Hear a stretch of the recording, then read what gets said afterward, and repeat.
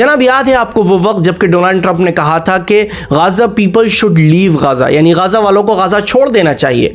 वही Donald Trump Gaza और Hamas और इजराइल के दरमियान पीस करवा रहे हैं, पीस कायम करवा रहे हैं और सीज फायर चल रहा है। ये वही डोनाल्ड ट्रंप हैं जो जंग के दौरान हथियार भी देते हैं, बम भी देते हैं, बारूद देते हैं कि इनोसेंट लोगों को मारिए, और जब सब तबाह और ख़त्म और बर्बाद और डिस्ट्रॉय हो जाता है तो उसके बाद यही डोनाल्ड ट्रंप कहते हैं कि वी आर पीस मेकर, जिन्होंने नोबेल प्राइज़ के लिए, नोबेल पीस प्राइज़ के लिए नॉमिनेशन भी दाखिल की थी, लेकिन अनफॉर्चुनेटली उनको नहीं मिल पाया।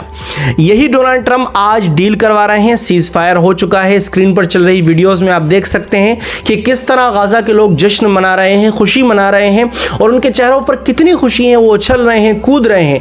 ये सिर्फ इसलिए जश्न नहीं मना रहे कि सीज फायर हुआ है, बल्कि इसलिए जश्न मना रहे हैं कि इनको अपना वतन, अपना मुल्क अजीज़ छोड़ना नहीं पड़ रहा। ये वहीं रहेंगे और वहीं मरेंगे। यही बात की खुशी इनके चेहरों पर नजर आ रही है।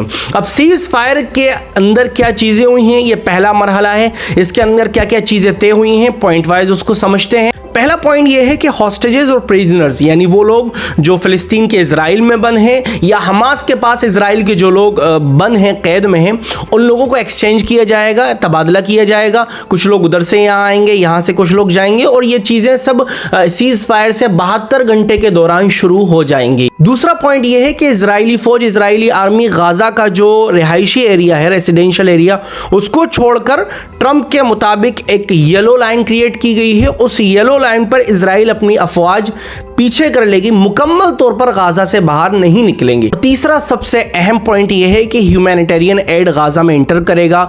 खाने पीने के सामान, दवाई, ज़रूरियात ज़िंदगी की जो भी चीज़ें होती हैं, वो हज़ारों ट्रक की तादाद वो गाजा में इंटर करेगी, और उन लोगों तक स्पेशली पहुंचाया जाएगा जो लोग फैमिन और कहत साली से भूखे मर रहे हैं। अब दुआ हम ये करते हैं कि ये सब शांति के साथ होता रहे। तो फिर दूसरा मरहला आएगा जिसके अंदर और बकिया जो प्रिजनर्स और जो हॉस्टेजेस हैं उनको एक्सचेंज किया जाएगा, जो डेड बॉडीज़ हैं वो दी जाएंगी इजराइल को। इसी के साथ साथ ये भी तय किया जाएगा कि गाजा में अब हुकूमत कौन करेगा। इसी तरह बहुत सारी चीज़ें ये अगले मरहले में तय होंगी। अभी अल्लाह से दुआ करते हैं अल्लाह ताला गाजा में अमन शांति का माहौल कायम रखे। अल्लाह ताला दुनिया में जितने भी ज़ालिमीन हैं उन सबको बर्बाद करे। यही इस्लाम का पैगाम है कि पूरी दुनिया में हमेशा अमन, शांति, सलामती बाकी रहे, और यही हमारा पैगाम है।